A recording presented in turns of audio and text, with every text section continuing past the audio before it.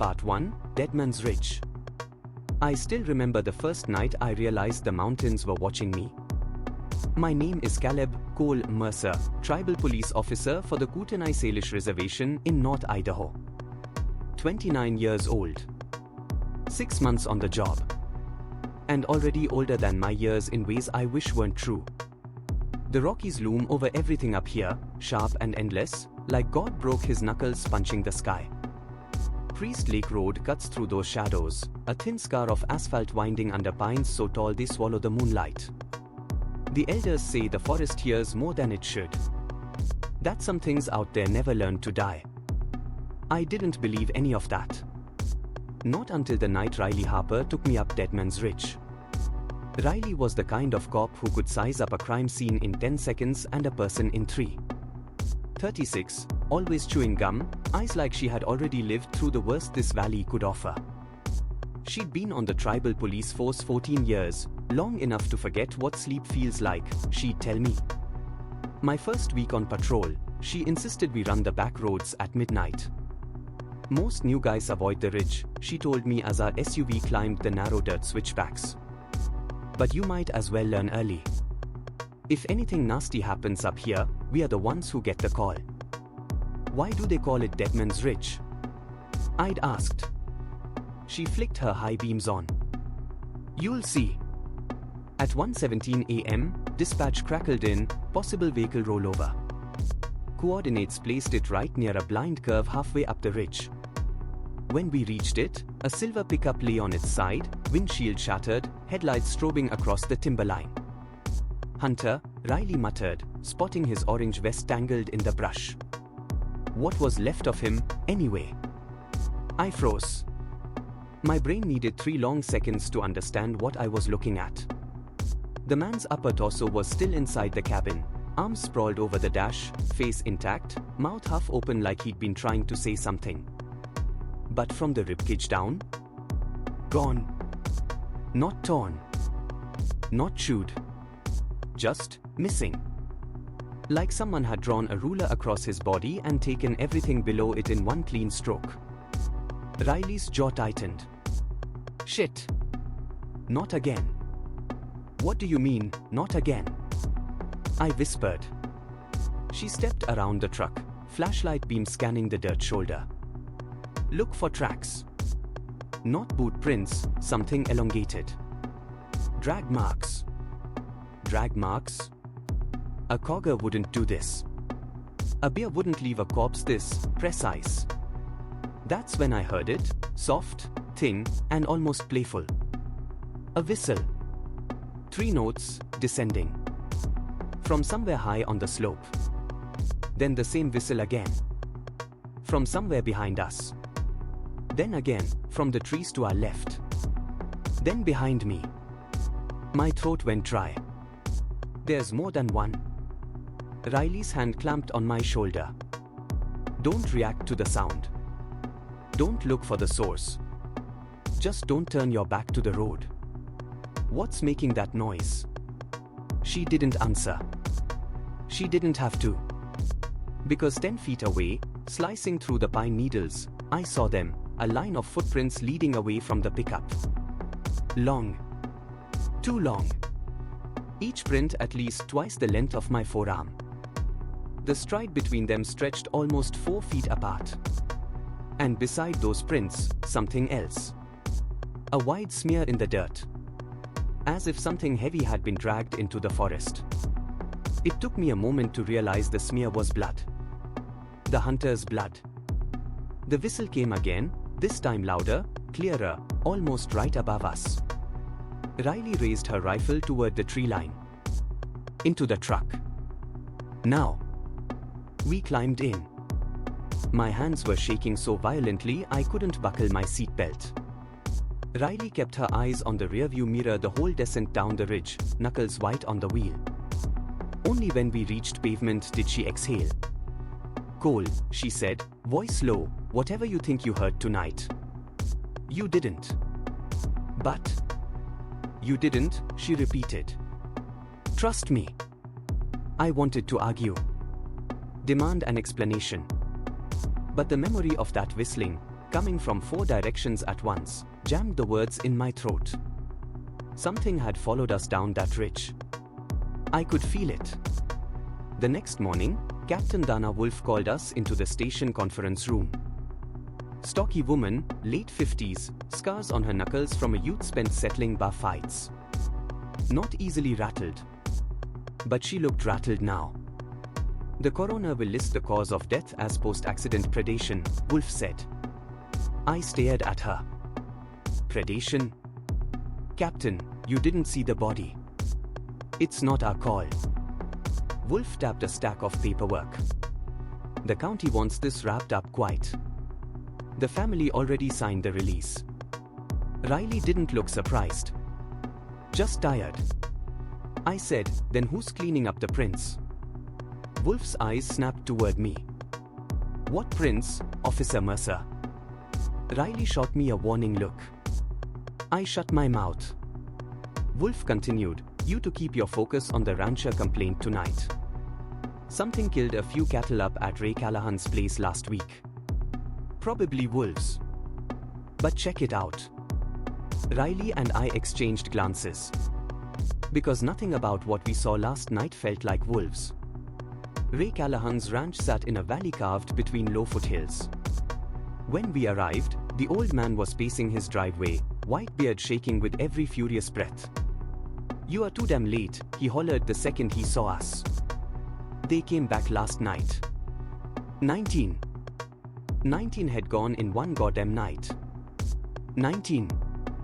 Riley asked. Out in the south paddock, he said, voice trembling. I didn't move a single one. You'll see. I didn't like the sound of that. We followed him across a frozen field, frost cracking under our boots as dawn crept up pink behind the mountains. My breath fogged. My stomach churned. When we reached the paddock, Callahan stepped aside. And I understood why he hadn't touched anything. The 19 cows were arranged in a perfect circle. Shoulder to shoulder. Each facing inward. Eyes rolled wide. Mouths open in silent screams. In the center of that circle lay a perfect disk of earth, melted to glass. What could do this? I whispered. Riley didn't answer. She walked the perimeter, boots crunching. She knelt, touched one of the cows' necks, then the glassy center. No burn marks on the animals. Whatever heated the ground didn't touch them. That ain't all, Callahan muttered. Listen. I strained my ears. Nothing. To nothing. Not a bird. Not a coyote. Not even the wind. The valley held its breath. Riley, I whispered, is this the same thing from the ridge? She stood slowly. Cole, there's something you need to know about these mountains. Before she could say more, her radio crackled. A frantic voice burst through static. Logan to dispatch, possible 10 to 33, Priest Lake Forest Access Trail, officer needs assistance. Young officer, new to our team. Logan Rivers. Then a distant sound came through the radio speaker. Not words. A whistle. Descending 3 notes. I froze. Riley and I bolted for our SUV. The forest access trail was 5 miles uphill. We hit 80 on the straightaways. Riley gripped the wheel so hard her knuckles blanched. What did you want to tell me? I asked as the trees blurred past. She swallowed. I didn't want to tell you this your first week. Tell me now. Her jaw clenched. Cole, the elders say there are things in these mountains older than the tribes. Older than the glaciers. Things that watch from the tree lines. Long as concepts. Thin as hunger. The Watchers. I whispered. The ones from the stories? She hesitated. Then nodded. We don't use that name on patrol, she said quietly. But yes. Some call them that. And the cattle. Is them communicating. She exhaled shakily. Or warning. We rounded the bend leading to the trailhead, and Riley slammed the brakes. Logan's patrol SUV was parked sideways. Driver's door open. Flashlight rolling on the ground. But no Logan. We stepped out. The silence felt thick enough to choke on. Riley raised her rifle. "Logan! Call out!" No answer. She motioned for me to follow the beam of her flashlight along the dirt path. 20 yards in, something glinted. Logan's hat. Beside it, drag marks. Long, deep, deliberate. And above those marks, footprints. Long. Distorted. Unhuman. A cold wind slid through the pines, carrying something faint. A whistle. Then another. Riley tensed. Back to the truck. Now. But before we could move, a new sound burst through the treetops. Branches snapping. Something running. Fast. Too fast. Riley spun, raising her rifle just as a shadow, tall, impossibly tall, streaked between the trees. Nearly 3 meters high. Long arms. Too many joints. Its movement fluid and cold, like a spider walking on ghost legs. "That's impossible," I whispered. Riley didn't flinch. She switched to thermal mode on her scope. The creature appeared as a smear of white gold, colder than the winter air. "Logan!" Riley shouted. "If you hear me, answer." A cry rang out, cut short, as if someone had clamped a hand over a mouth. Then heavy rustling. Dragging. Riley bolted toward the sound. I reached for her. "Riley!" She didn't stop. The shadow sprinted deeper into darkness, and she followed, firing burst after burst. The shots echoed, swallowed by the endless trees. Then her radio shrieked with static, and her voice tore through it. "Cole! They don't have faces, Cole, they don't have." A scream. A crack. Silence. I ran until my lungs burned. By the time I found her last position, all that remained was her rifle, bent like taffy, and a smear of blood leading up a cliff too steep for any human to climb. I stared up at that impossible wall of stone. The whistling started again. All around me. Descending 3 notes. And that's when I knew. Those stories weren't stories. The mountains were alive. And the things living in them had found someone new to hunger for. Someone named Riley Harper. Someone I had just lost. Part 2, The Keeper's Hunger. They found Riley's blood the next morning, but not Riley. Search teams swept the slopes under Deadman's Ridge, bringing dogs, drones, even a helicopter. Nothing. No heat signatures. No signs of struggle besides the long smear of blood leading up the sheer cliff face, stone so smooth it looked polished. As if something with no weight at all had carried her straight up the wall. Captain Wolf kept the investigation off the books. "We are not running this through county," she said, eyes shadowed with sleeplessness. "We'll call it a missing officer case until we know more." But I already knew. The whistling hadn't left my ears. Even alone in my bedroom that night, I heard it threading through the pines like a nursery rhyme sung by cold breath. 3 descending notes. A choice. A warning. Or a promise. 4 days after Riley vanished, something else happened, something the reservation hasn't stopped whispering about since. It started with a noise like metal being dragged across rock.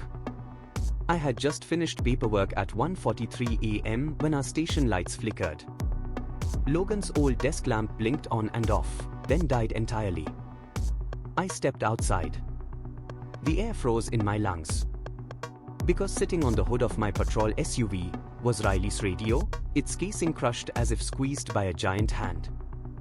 And next to it, something that didn't belong in this world. A strip of fabric. Her jacket sleeve. Perfectly clean. No blood. But the pine needles around it had turned black, as if burned from the inside. I reached down. My fingers hovered but didn't touch. The moment the breeze shifted, something moved in the woods behind me. Something tall enough to brush the lower branches of the pines. I didn't turn. Didn't breathe. Didn't move. Only when the motion stopped did I hear it, faint, far away, echoing faintly down Lightning Creek Road. Whistle, whistle, whistle. 3 descending notes. Always the same. Always watching. Captain Wolf made me take the rest of the night off. You are no good to the search if you are running on nerves, she told me. Go home. Sleep. Eat. Something. I didn't sleep. Instead, I drove to see the only man who might understand what was happening. The only one everyone else avoided. Jonah Greywolf. Last living elder of the Kootenai-Salish. 87 years old. Blind in one eye.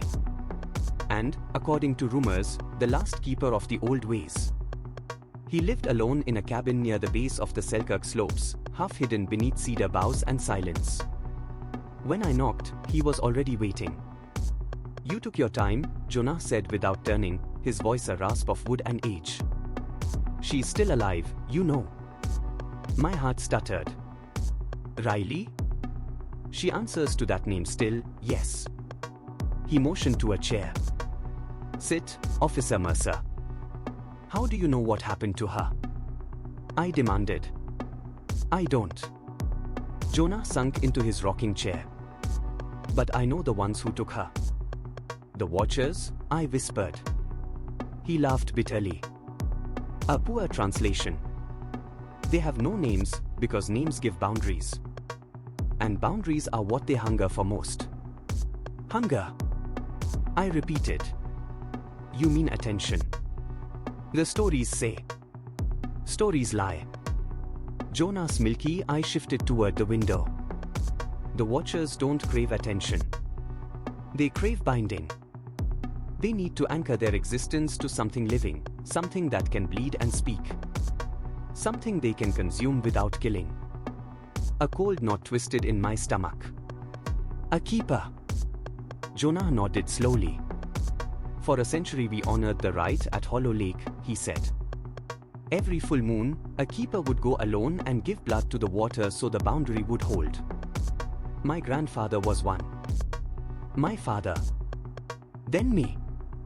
Why did it stop? Because the world stopped believing, Jonah said. Because I am old and dying. Because no one wanted to inherit the burden. His hands trembled. And because without a keeper, the Watchers grow restless. Hungry. They seek their own. He leaned forward.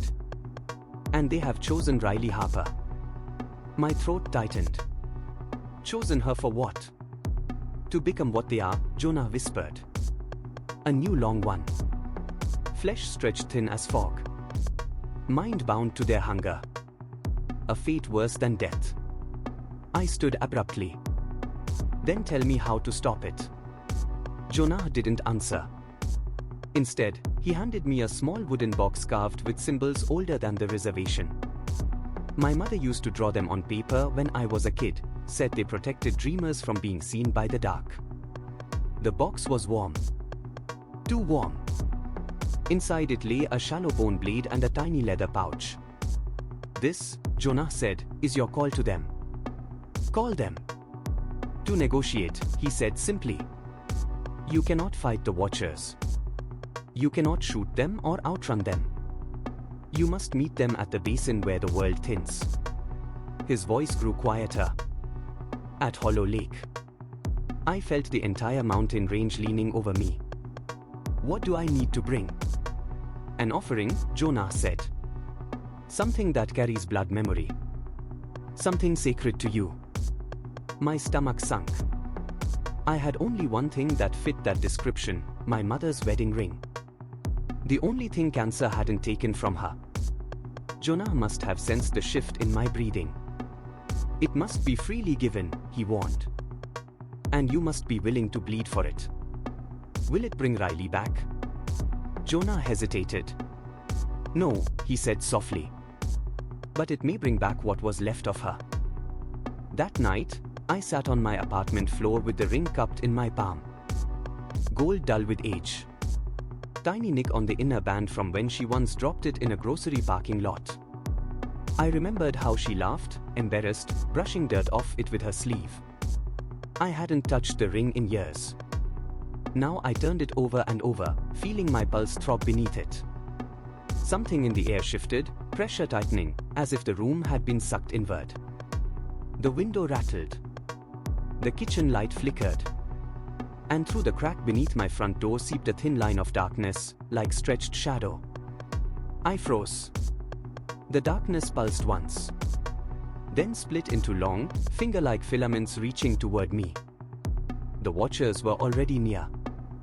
The filaments brushed my boot, recoiled, then reached again, curious, silent, hungry. I whispered, "I'm going to Hollow Lake." The shadows withdrew instantly. Not like they'd been dismissed. More like they'd been satisfied.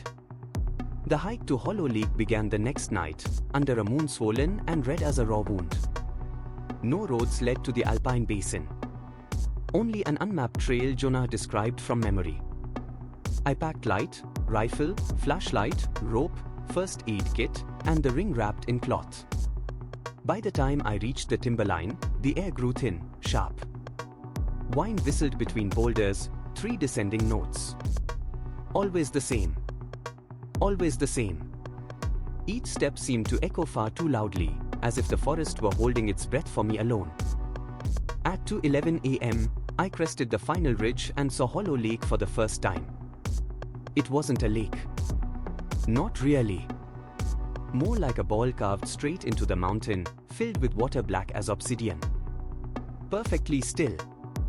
Perfectly round. No ripples. No movement. And standing around it. God. Shapes. Dozens of them. 30 or more. Tall, thin silhouettes rising like inverted tree trunks. Limbs impossibly long. Heads stretched into tapering points like bleached pine boughs. Their bodies shimmered as if half made of mist, half of night. No faces. No features. Just height. And hunger. They formed a perfect circle around the lake, standing motionless. Waiting for me. The whistling began, not from their throats, because they had none. The sound came from everywhere and nowhere, vibrating in my ribs like cold air being forced through bone. I stepped forward, feet sinking slightly into the frozen ground. "Riley!" I shouted. "I'm here!" The whistling paused. Then the lake rippled, once, softly, like something rising from below. A figure broke the surface. My blood went to ice. Riley. Or what was left of her. Her skin had turned white as frost. Her hair hung in dripping ropes across her face. Her eyes, God, pure black, no whites left at all. When she spoke, her voice carried layers, dozens of echoes speaking in different pitches. "Cole," she rasped. "It's cold." I ran toward the shore, but the watchers shifted, sliding closer, their elongated limbs lifting like timing rods to block me. Jonah had warned me. I stopped. I brought the offering. The ring trembled in my hand. Riley's head tilted unnaturally far to one side. "That's not enough," she whispered in voices that weren't hers. "They want binding. They want blood. They want choice." My breath clouded the air. I raised the blade Jonah had given me. "I'm giving it freely." I dragged the bone edge across my wrist. Blood streamed down my hand, dripping into the water. The lake hissed. The watchers leaned forward, dozens of them, long limbs twitching like antennae. The air vibrated with a low hum I felt in my teeth. Riley's eyes flickered. Then she screamed. The water around her exploded upward, tendrils of darkness snapping like whips, recoiling from my blood. Riley collapsed at the shoreline, convulsing, her eyes flickering between black and brown. The watchers recoiled, as if my blood burned them. I knelt, holding her. For one perfect, shuddering second, she looked at me with her real eyes. "Cole," she whispered. "Run." Then the world twisted. The watchers surged inward, circle collapsing, shapes elongating until they scraped the sky. Their limbs cracked like joints made of ice. Their heads tilted in unison, empty faces pointed toward me. They stopped inches away. One leaned down. I felt its presence in my bones, a cold so deep it felt like drowning in winter air. It lifted a long, razor-thin finger and touched the ring in my palm. Acceptance. Then the entire basin shuddered. The watchers vanished, folding upward into the sky like smoke sucked into a vent. Riley collapsed against me. Alive. But not healed. Her skin still blotched with frost. Her mouth still whispering in a language I couldn't understand. Her pulse irregular and thin. The lake stilled. Silence returned. And I realized the truth. I had not saved her. I had traded for her. A keeper's binding. My blood. My offering. My responsibility. And the watchers had accepted. Which meant they weren't done with me. Not even close. Part 3. What the Mountains Keep. Riley never spoke about Hollow Lake. Not during the ride back down the ridge. Not in the hospital. Not weeks later, when she returned to duty with eyes that sometimes drifted toward empty corners as if waiting for something only she could hear. Doctors called it post-traumatic dissociation. Captain Wolf called it stress. The tribal council called it unnatural. But I knew better. Every full moon, she woke up with nosebleeds of black blood, staining her pillow and dripping down her neck. Sometimes I found her outside, standing barefoot in the snow, whispering in that same layered voice I'd heard in the lake, language so old it hurt to listen. She didn't remember doing any of it. She didn't remember the watchers surrounding her. She didn't remember her skin turning white. She didn't remember dying in my arms. Or being given back. Sometimes I wished I could forget too. Spring thaw came late that year. Snow melted into cold fog that clung to the pines like ghosts, hiding the treetops and muting the sunrise. Animals acted strange. Elk herds refused to cross Lightning Creek Road. Coyotes abandoned their dens and howled in circles until their throats bled. And every night, like clockwork, I heard the whistling. 3 descending notes. Sometimes close enough that my bedroom window vibrated. Sometimes far, drifting down from the bitter roots like a lullaby meant for the dead. Jonah Greywolf was the only one who understood. But by April, even he seemed diminished, skin hanging loose on bone, breathing shallow, eyes glassy. "You must start your monthly climb," he warned me one evening, his voice little more than dust. "Hollow Lake waits. The boundary weakens if you wait too long." "I've gone twice already," I said. Nothing happened. He shook his head. "Everything happened. You simply don't see it yet." "Tell me what I'm supposed to do," I said. "Tell me how to stop them." Jonah smiled sadly. "You can't stop them, Caleb. Only appease them." He leaned forward. "You are the keeper now." The word felt like chains around my ribs. Keeper. A title the tribe had abandoned. A role Jonah had carried alone for decades. A duty meant to be passed down willingly. Except no one had chosen me. The watchers had chosen. That night, Jonah pressed a trembling hand to mine. His grip was weak as paper. "I can't do the next full moon," he whispered. "My blood's nearly gone. My time's nearly gone." And 2 days later, Jonah Greywolf died in his sleep. The same day we buried him, the missing girl returned. Her name was Avery Quinn. 22. College student. Vanished 3 months earlier while backpacking the Selkirks. Search parties combed 30 miles of forest and found nothing but her torn pack. At 4:13 a.m., a logging truck driver found her walking barefoot down Highway 57, drenched in lake water and humming a tune no one recognized. 3 descending notes. She wasn't alone. Wrapped in a blanket clutched to her chest was a newborn. Skin bone white. Eyes black as tar. And, impossibly, no navel. The nurses at Bonner General refused to touch the infant. Captain Wolf demanded federal involvement, but the FBI agents never arrived. Whatever Avery brought back, no one wanted jurisdiction over it. Wolf asked me to interview her, thinking maybe I'd know what to look for. She was wrong.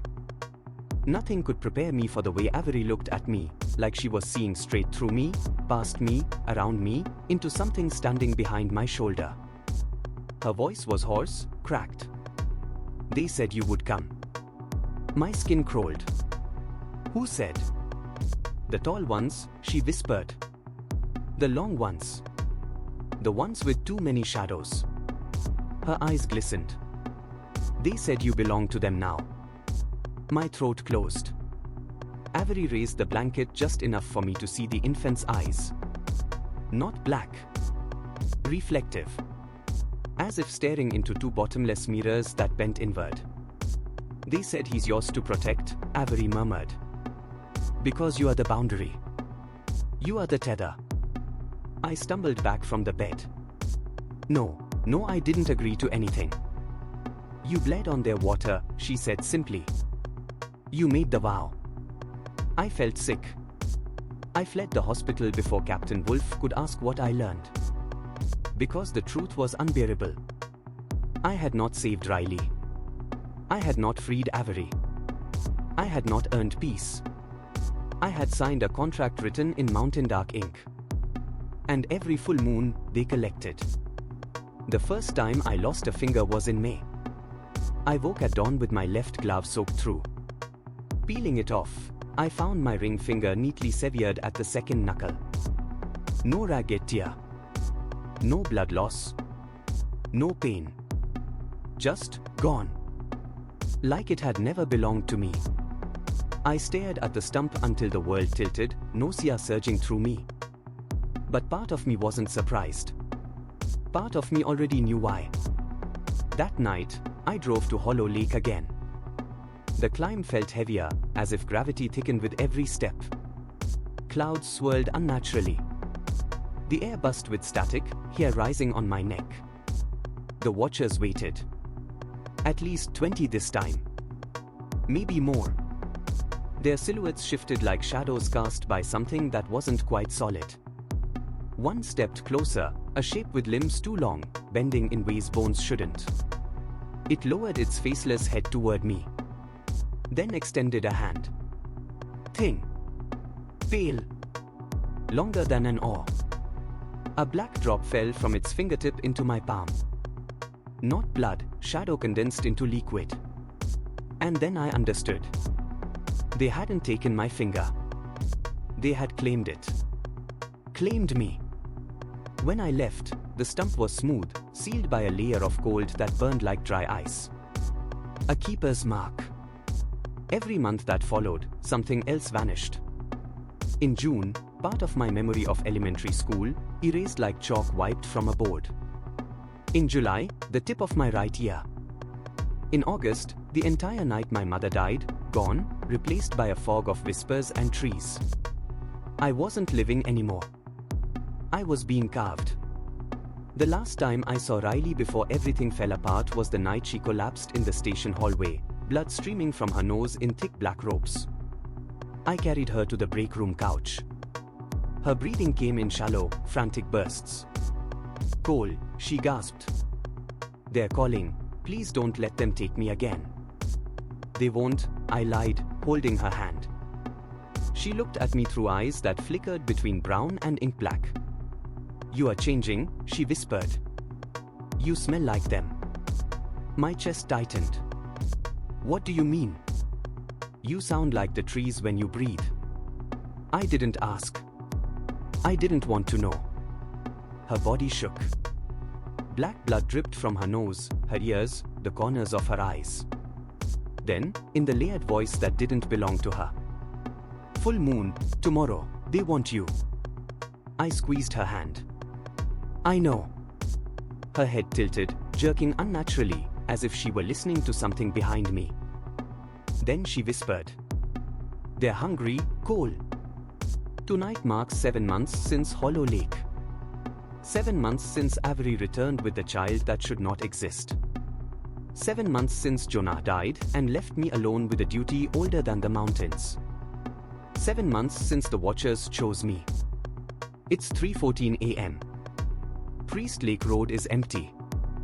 Fog blankets everything in sheets of mute silver. I sit in my patrol SUV with the laptop open and the cursor blinking in the blank report form. My gloves hide the missing fingers. My head throbs with a pressure that isn't entirely mine. Every few minutes, I hear distant movement on the ridge, soft thuds, each 5 or 6 seconds apart, like towering footsteps sinking into snow. Then I see them. Silhouettes on the mountaintop. Tall. Still. Watching. Dozens. Maybe more. Their long bodies sway slightly, like trees stirring in a breeze I cannot feel. Their heads tilt toward me. They don't blink. They don't move. They only wait. My radio crackles. Static fills the cab. High, sharp, cold. Then a voice threads through, a whisper pulled apart and reassembled. "Riley." Barely human. "Cole." They're hungry again. They want another keeper. I close my eyes. My breath trembles. I type the final line of this confession because someone needs to know the truth before I lose